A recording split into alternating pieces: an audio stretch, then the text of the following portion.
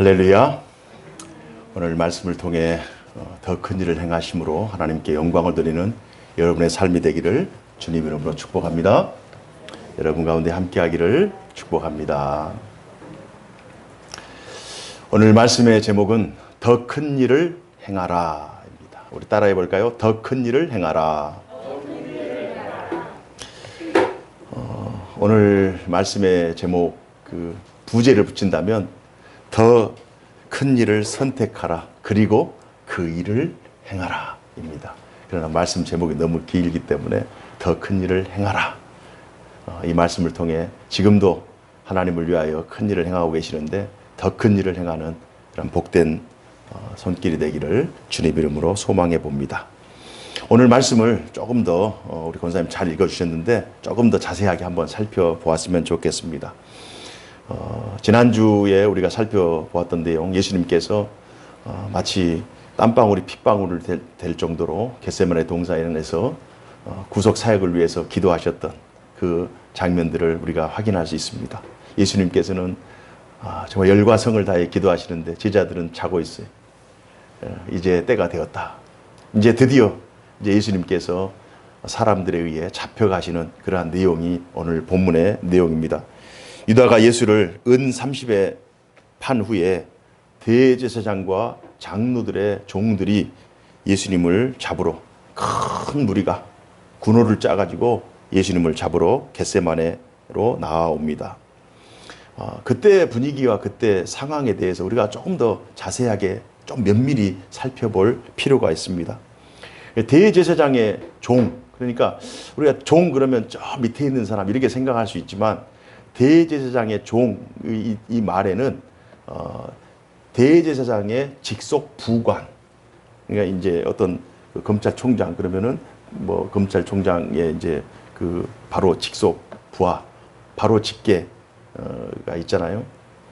그러면은 뭐 부총장 정도 되는 바로 부관, 그 부관이 수많은 사람들을 데리고 예수님을 잡으러 오죠.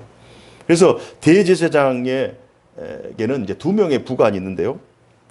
한 사람은 이제 메시아라고 하는 그 부관은 전쟁 때 외부에서 어려움 당할 때 전쟁 때 나가서 싸우는 그러한 성전을 지키기 위해서 나가는 그 메시아라고 하는 그 부관이 있고, 또 한 부관은 세관이라고 하는 성전에서 일을 하는 모든 총책, 대제사장에 필요한 모든 것들을 공급하는 그러한 사람이 세관이라고 하는 사람. 아마 이때 세관이 대제사장의 명령을 받고 무리를 데리고 왔어요. 그런데 이 세관에게는 두 명의 카트콜린이라고 하는 두 명의 그 또 부관이 있습니다. 그 두 명의 부관, 이 카트콜린이라고 하는 이 부관 밑에는 7명의 아마르칼이라고 하는 또 부관들이 또 있고, 이 아마르칼 밑에는 기르보림이라고 하는 이 또 부관이 있고, 그 밑에 15명의 제사장들이 있어요. 그래서 이 숫자를 전체 합쳐보면 한 200명 정도 됩니다. 그러니까 대제사장이 있고 그 밑에 세관 메시아가 있는데 이 세관이 거느리는 사람이 200명의 하솔들을 거느리고 있는. 그러니까 예수님을 잡을 때 몇 명이 온 것이 아니라 이 200명이나 되는 어마어마한 사람들이 군호를 짜가지고 가룟유다가 입 맞추는 그 사람이 예수이기 때문에 그 사람을 잡으십시오. 내가 신호를 할 테니까 신호를 하면 그때 달려드리십시오. 라고 하면서 그 주위에 수많은 사람들이 예수님을 잡으려고 그 밤에 달려왔습니다. 가룟유다가 예수님께 인사를 하고 입을 맞추자 예수님께서 유다를 부르십니다. 어떻게 부르세요? 내 친구여, 친구여. 우리 49절에서 50절 말씀 우리 한번 읽어볼까요? 49절, 50절 시작. 곧 예수께 나와 라삐여 안녕하시옵니까 하고 입을 맞추니 예수께서 이르시되 친구여 내가 무엇을 하려고 왔는지 행하라 하신대. 이에 그들이 나와 예수께 손을 대어 잡는지라. 친구여. 근데 이 친구여라고 하는 이 하베르라고 하는 이 히브리어 용어는 어떤 내용을 담고 있느냐? 하나님의 계명을 아주 정성껏 잘 지킨 사람을 가리켜서 하베르라고 합니다. 이 말씀을 예수님께서 지금 당신을 팔로 지금 대제사장 무리들과 함께 온 가룟 유다에게 입을 맞추면서 친구여 하베르 이런 표현을 하고 있어요. 예수님께서는 말씀을 잘 지킨 친구요, 이렇게 말씀하시자 이 가룟 유다의 마음속에 얼마나 찔림이 있었겠어요. 지금 자기는 예수님을 지금 은30에 팔고 지금 자기의 뒤로 수백 명의 대제사장의 종들이 예수님을 잡으려고 왔는데, 친구야, 너는 하나님의 계명을 잘 지키는 하나님의 사람이다, 이런 말씀을 하니까 마음에 찔림이 있었어요. 그 자리에서 돌이켜야 되는데 그 양심의 소리를 거부하고 예수님을 팔아버립니다. 그런 겟세마네의 그 밤에 그 정황과 상황이 있어요. 예수님께서 말씀하시고, 예수님께서는 자발적으로 그 모든 것들을 다 되어가는, 모든 것들을 다 알고 있으면서도 불구하고 가룟 유다에게 또 다른 기회를 줬음에도 불구하고 가룟 유다는 그 기회를 살리지 못합니다. 이때 군인들이 예수님께 달려들어서 예수님을 붙잡아요. 그러자 예수님의 제자 중에 한 사람이 칼을 빼가지고 그 종의 귀를 잘라버려요. 이 내용 마태복음에는 이렇게 표현되어 있습니다만 조금 더 자세하게 살펴보면 요한복음 18장 10절에 이에 시몬 베드로가 칼을 가졌는데 그것을 빼어 대제사장의 종을 쳐서 오른쪽 귀를 베어버리니 그 종의 이름은 말고라. 베드로, 그 열정 있는 베드로가 칼을 빼어가지고 말고의 귀를 잘라버려요. 아마 그 말고가 세간이었을 거예요. 이 세간은 차기 대제사장 후보입니다. 굉장히 권력 있는 사람이죠. 그런데 예수님께서 친절하게도 그 잘린 귀를 주어가지고 그 귀를 고쳐주셔요. 왜 고쳐주셨을까요? 대제사장이 되기 위해서는 흠이 없어야 돼요. 몸에 상처라든지 이런 장애가 없어야 돼요. 그러면 부정한 자가 되는 거예요. 귀가 잘린 장애인이 어떻게 대제사장의 역할을 감당합니까? 감당할 수 없어요. 그러나 예수님은 생명을 살리기로 왔고 사람들을 고치러 왔고 사람들에게 희망을 주기 위해서 왔어요. 그런데 예수님을 잡으러 온 이 세간, 이 제사장의 귀가 잘려서 그가 제사장의 직임을 감당할 수 없게 되는 것을 예수님께서 불쌍히 여기시고 그 귀를 집어서 그 귀를 고쳐주십니다. 그리고 나서 제사장의 직무를 감당하게 하세요. 이 부분을 누가복음 22장 50절에 사도 바울의 제자인 누가는 그 종의 한 사람이 대제사장의 종을 쳐 그 오른쪽 귀를 떨어뜨린지라 예수께서 일러 이르시되 이것까지 참으라 하시고 그 귀를 만져 낫게 하시더라. 이런 정황들이 예수님 잡으시는 그 순간에 일어나는 거예요. 예수님을 잡기 위해 성전의 경비병들이 칼과 몽치를 들고 왔다고 성경은 기록하고 있습니다. 원래 성전을 지키는 사람들은, 경비병들은 창과 칼을 들은 사람들이 아니라 은, 금으로 만든 방망이를 들고 있는 사람들이에요. 성전의 그 경비병들은 방망이를 들고 지키는 사람들인데 칼과 몽치를 가지고 왔다고 하는 것은 예수님을 잡기 위해 치밀한 계획을 세웠다는 거예요. 예수님을 놓치면 안 되고 예수님을 지키기 위해서 저항하는 세력들을 위협하기 위해서 칼을 들고 왔다는 거예요. 이만큼 대제사장들의 세력들의 눈에 비친 예수의 그 권세 혹은 예수님의 그 존재 자체가 굉장히 거부감을 가지고 있는 존재라고 합니다. 그만큼 치열하게 지금 대치되고 있는 그러한 영적 전투 혹은 보이는 그러한 치열한 대척점에서 대제사장 세력들과 예수님과 이런 대척되어 있는 그것을 한눈에 우리는 볼 수 있어야 돼요. 마태복음 26장 53절에 너는 내 아버지께 구하여 지금 12군단 되는 천사를 보내게 하실 수 있는 줄로 아느냐. 예수님께서 베드로가 칼을 들고 무력으로 하려고 하자 칼을 든 자는 칼로 다 망한다. 하나님의 일은 칼로 하는 것이 아니다. 물리적인 어떤 힘으로 하는 것이 아니다. 내가 기도하면 하나님께 아버지께 구하면 12영이라 되는 이 영이라고 하는 것은 이 유대인들은 군대 조직이 약하잖아요. 그때 당시 예수님 당시 로마의 그 군대 조직의 영이라고 하는 그 군단이라고 하는 그 레기온이라고 하는 그 단어에는 헬라 단어에는 이 6천 명, 한 영에 속해 있는 그 군단이 6천 명이라 되는. 그러나 12영이라고 되는 그 군단을 불러올 수 있다니까 한 12만 명 정도 되는. 내가 기도하면 하나님 아버지께서 12영이나 되는 그 군대를 보내서 이들은 그냥 아무것도 아닌 게 다 해결할 줄 니들이 모르냐. 그러나 이것은 아버지의 뜻을 이루는 것이 아니다. 내가 십자가를 지고 십자가 위에서 인류의 모든 죄와 허물을 짊어지고 하나님의 어린 양이 되어서 모든 죽음을 단번에 제사로 드려야, 흠없는 어린 양이 되어서 드려야 너희들에게 구원이 있고 너희들이 영생을 얻을 수 있는 그 새로운 살 길을 내가 열기 위해서 내가 지금 자원해서 내가 이 일을 하고 있다. 이 일은 결코 사람의 일이 아니다.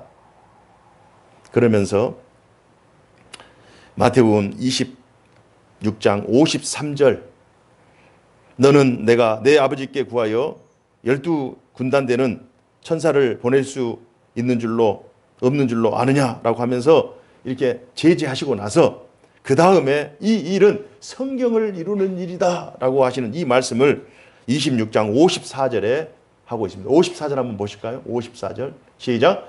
내가 만일 그렇게 하면 이런 일이 있으리라 한 성경이 어떻게 이루어지겠느냐. 내가 죽음을 모면하고자, 내가 지금 잠깐 위험을 피하고 내가 내 목숨을 살고자 한다면 어떻게 아버지의 뜻이 이루어지고 성경 말씀이 이루어지고 너희들에게 구원이 이루어지겠느냐. 이것은 아버지의 뜻이 아니다. 그리고 선지자와 그 하나님의 종들이 예언했던 그 예언의 성취가 아니다 라고 하면서 56절에 한번 보면요, 56절 다 같이 시작. 그러나 이렇게 된 것은 다 선지자들의 글을 이루려 함이니라 하시더라. 그러니까 예수님은 어떤 어려움 속에서도 아버지의 뜻을 이루기 위해서, 성경을 이루기 위해서, 선지자들의 글을 완성시키기 위해서 자신이 행동, 언어, 삶, 그 모든 것들을 그렇게 살아가셨어요. 이건 사람의 일이 아니라 하나님의 구원 역사를 지금 진행하고 계시는 거예요. 그래서 인간이 방해하려고. 그러니까 예수님께서 그러잖아요. 내가 지금이 이때라는 거예요. 지금이 6월절 어린 양으로 희생 제물이 되는 이 때라는 거예요. 그 전에도 예수님께서는 33년 동안 사시면서 또 최근 3년 동안 사시면서 성전에 계속 들락달락 하시면서 성전에 앉으셔서 하나님의 말씀을 강론하시고 길가에서 사람들을 고치시고 이럴 때 대제사장 무리들이 잡지 않았어요. 그러나 6월절 어린 양으로 지금 잡아서 지금 하나님의 구원을 위한 하나님의 어린 양으로 지금 죽음을 당하시기 위한 하나님의 때가 됐기 때문에 잡히시는 것입니다. 예수님의 삶은 처음부터 끝까지 하나님의 말씀을 이루려는 삶이었어요. 고난당하시고 죽으시는 것이 이사야서 53장 말씀을 이루는 거예요. 그리고 이 모든 과정은 전적으로 예수님의 자발적인 자원에 의해 이루어진 것입니다. 사랑하는 성도 여러분, 이게 이제 본문의 말씀의 정황이에요. 미묘한 감정이 흐르고 있고 가룟유다 같은 경우 마음에 찔림이 있고 예수님께서는 기회를 주시면서도 또 그 당해서 신문당하고 고문당하고 죽임당할 그 고통을 아시면서도 아버지의 말씀, 성경을 이루시기 위해서 그런 고민하는 그 내용들이 오늘 본문에 막 있는 거예요. 예수님을 죽이기 위해서 평상시에 훈련받지 않는 그 대제사장들의 종들이 칼을 들고 와서 몽치를 들고 와서 예수님을 잡아서 급습해서 예수님을 잡으려고 하는, 그리고 불법 재판에 막 넘기려고 하는 그런 치밀한 계획들이 이 지금 순간, 이 지금 정황 속에 다 녹아져 있는 거예요. 이에 대한 충분한 이해가 있어야 돼요. 그러나 그럼에도 불구하고 예수님께서는 당신의 살 길을 선택하지 아니하고 십자가를 선택했다는 거예요. 이 말씀이 오늘을 살아가는 우리에게 어떤 의미가 있을까? 예수님께서 잡혀가셨으니 우리는 제자들처럼 도망가지 말고 예수님처럼 잡혀갈까? 이것이 오늘 본문의 메시지일까요? 아니면 예수님의 제자들이 다 도망갔으니 우리는 도망가지 말까? 이것이 본문에 우리에게 주신 메시지일까요? 저는 좀 더 깊이 오늘 이 말씀을 함께 살펴보았으면 좋겠어요. 저는 설교를 준비하면서 이 본문에 등장하는 두 사람에 대해서 좀 의미를 부여했습니다. 첫 번째 사람이 예수님이죠. 두 번째 사람이 가룟 유다죠. 두 사람의 대화가 일어나고 있잖아요. 그리고 두 사람의 그 행동에 있어서 선택이라고 하는 이 부분에 오늘 설교의 초점이 맞춰졌어요. 선택. 이 예수님께 잡혀가는 것이, 우리는 잡혀갈까? 우리는 잡혀가지 말까? 이런 문제가, 이런 차원이 아니라 이 이면에는 선택이라고, 선택. 예수님의 선택은 더 큰 일을 위해서 죽음을 선택하는 거예요. 가룟 유다는 자신의 개인적인 계획과 사소한 어떤 이익을 위해서 예수님을 죽이고자 하는 그런 사적인 선택을 한 거예요. 그 선택의 결과는 완전히 달라요. 완전히 달라요. 가룟 유다는 나중에 그 선택을 후회합니다. 그리고 자기의 생명을 자살로 끝내버려요. 그래서 예수님의 이 선택은, 당신은 이 선택을 통해서 죽음을 당하지만 예수님을 믿는 모든 사람들에게 생명과 자유와 기쁨과 하나님의 나라라고 하는 놀라운 영광이 임하는 더 큰 일을 위해서 자기를 십자가에 죽게 하는 이 거룩한 선택을 하는 거예요. 우리는 어떤 선택을 할 것인가? 큰 일을 선택하며 살 것인가? 아니면 작은 일을 행하며 후회하는 인생을 살 것인가? 선택이라는 이 관점에서 오늘 본문을 보면, 그러니까 오늘 본문의 제목을, 부제를 제가 붙였다고 했잖아요. 더 큰 일을 선택하라. 그리고 그 더 큰 일을 행하라. 큰 일을 선택하기 위해, 선택하며 살기 위해 선행되어야 할 것이 있습니다. 어떻게 큰 일을 선택할 것인가? 그 큰 일을 선택하기 이전에 우리가 반드시 거쳐야 될 것이 뭐냐? 그것은 바로 영적인 각성입니다. 진리에 대한 깨달음. 진리에 대한 깨달음이 있어야 바른 선택을 할 수 있어요. 가룟 유다는 진리에 대한 깨달음이 부족했기 때문에 잘못된 선택을 한 거예요. 작은 선택을 한 거예요. 진리에 대한 각성, 영적인 깨달음이 바른 선택을 하게 하고 더 큰 선택으로 우리를 인도하는 거예요. 깨달음만큼 더 큰 선택을 하는 거예요. 더 깊이 깨닫고, 더 넓게 깨닫고, 더 많이 깨달으면 더 깊고, 더 많고, 더 큰 일을 감당할 줄로 믿습니다. 무엇이 진정으로 큰 일인가? 세상에 큰 일 많잖아요. 출세해야 되죠. 성공해야 되죠. 결혼해야 되죠. 출산해야 되죠. 양육해야 되죠. 자기가 보려는 큰 일들이 많잖아요. 또 국가에서 하는 일들, 세계에서 하는 일들 많잖아요. 하지만 그 무엇보다 큰 일은 생명을 살리는 일이에요. 가장 중요한 것은 생명. 궁극적인 것은 그 생명이 영원토록 사는 것. 이게 가장 중요한 거예요. 가장 큰 것들은요, 가장 작은 것들로부터 이루어져요. 이 세상의 모든 것들은 다 생명이 근원이에요. 가장 작은 것처럼 보이지만 가장 중요한 것은 생명이에요. 그래서 가장 큰 일은 결국 생명을 살리는 일입니다. 우리에게 있어서 가장 큰 일은 생명이 살아나는, 우리의 영혼의 생명이 살아나는 그 일을 선택하는 것이 가장 큰 일이에요. 사실 중요한 것들은 눈에 잘 보이지 않아요. 중요한 것은 눈에 잘 띄지 않아요.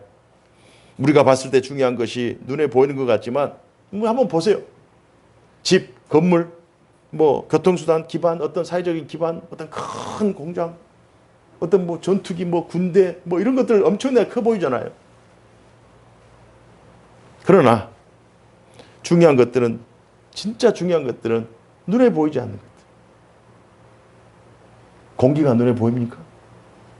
바람이 눈에 보이나요? 사랑이 눈에 보여요? 믿음이 보여요? 소망이 보여요? 비전이 보여요? 오늘 장로님 기도했지만 꿈이 보여요? 비전이 보여요? 그러나 꿈이 없으면 사람이 죽어요. 공기가 없으면 사람이 살 수 없어요. 희망이 없으면 그 사람은 살아있으나 살아있는 존재가 아니에요.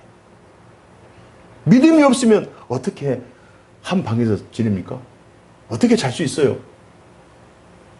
여러분 집에 지금 뭐 여러 종류의 집에서 살고 있겠지만은 그 집이 안전하다고 하는 믿음이 없이는 어떻게 잠을 잘 수 있어요?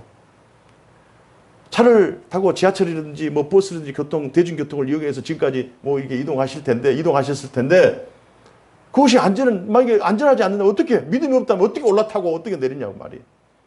지금 이 건물들도 마찬가지예요. 이 건물도 안전하다고 이렇게 믿고 들어온 거 아니에요. 그 믿음이에요, 믿음. 믿음, 소망, 사랑. 이런 건 눈에 보이지 않지만 정말 중요한 거예요.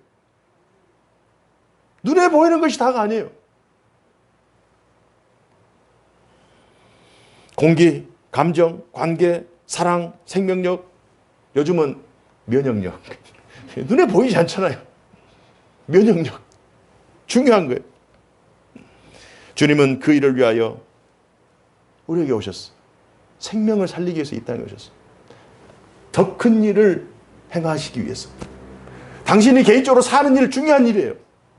그러나 자신은 죽고 모든 사람을 살리는 일이 더 큰 일이었어요.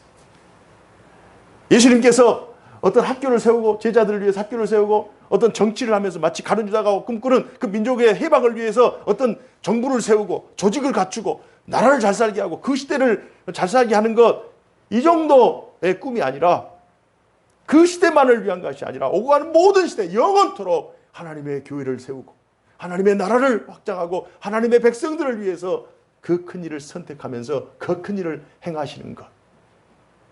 더 큰 일을 선택했기 때문에 더 큰 일을 이룬 줄로 믿습니다.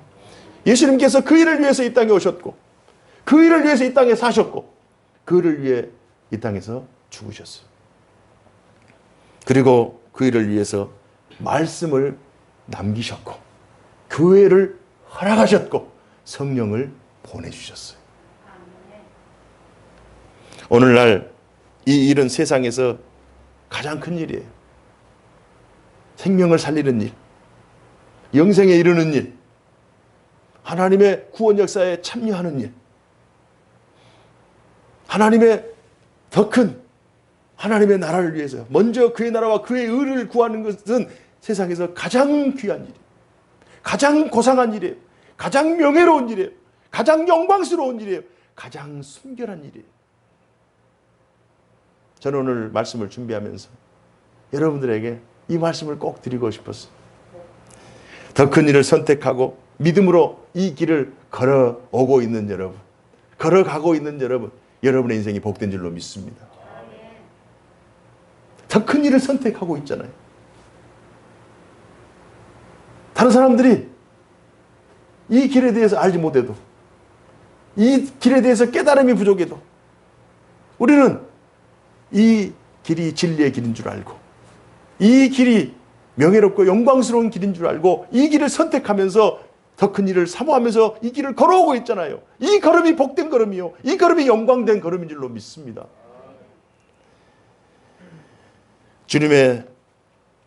주님이 우리들의 믿음의 여정에 동행하는 줄로 믿습니다. 그리고 성령께서 우리를 도우세요. 성령께서 도우세요. 힘들고 어려운 상황. 지금 예수님의 이 본문의 상황도 어렵잖아요. 갈등이 있잖아요. 세상에 갈등이 없이 어떻게 살아가요? 세상에 근심이 없이 어떻게 살아가요? 세상에 눈물 없이, 세상에 아픔 없이 어떻게 살아가요? 세상 살이는 다 그런 거예요. 그러나 그럼에도 불구하고 우리가 큰 일을 선택하고 더 큰 일을 행하고 그 일을 묵묵히 걸어갈 때 하나님의 도움의 손길이, 성령님의 그 무한하신 능력의 공급하심이 언제나 우리 가운데 함께 하셔서 우리로 하여금 넉넉히 그 길을 걷게 하실 줄로 믿습니다. 그 길을 걸어가는 우리 모두들 서로가 감사함으로 기쁨으로 그 길을 걸어가시고 한 주 동안도 더 큰 일을 선택하시고 더 큰 일을 행하심으로 하나님께 영광을 돌리는 복된 인생 사시기를 주님 이름으로 축원합니다. 기도하겠습니다. 고마우신 하나님 아버지, 저희들을 사랑하여 주셔서 이 시대 속에서 하나님의 더 큰 일을 선택하며 더 큰 일을 꿈꾸며 묵묵히 그 길을 행할 수 있는 믿음의 반열에 저희들을 세워주시니 감사합니다. 하나님, 저희들을 통하여 하나님의 일이 진행되게 하여 주옵소서. 저희들이 하나님의 선한 도구, 하나님의 복음을 위하여, 하나님의 나라를 위하여 쓰임받는 하나님의 합당한 도구들이 되기를 소망합니다. 하나님, 저희들을 사용하여 주옵소서. 저희들의 생각도 사용하여 주시고, 저희들의 마음도, 저희들의 삶도, 저희들의 가능성도 사용하여 주셔서 저희들이 하나님의 나라, 하나님의 영광을 위하여 쓰임받는 하나님의 귀한 존재들 되게 하여 주옵소서. 지금까지도 귀한 일에 사용하여 주셔서 감사합니다. 앞으로도 하나님의 더 큰 일을 맡겨주시고 더 큰 일을 감당하는 저희 개인, 가정, 교회 되게 하여 주옵소서. 주 예수 그리스도 이름으로 기도하옵나이다. 아멘.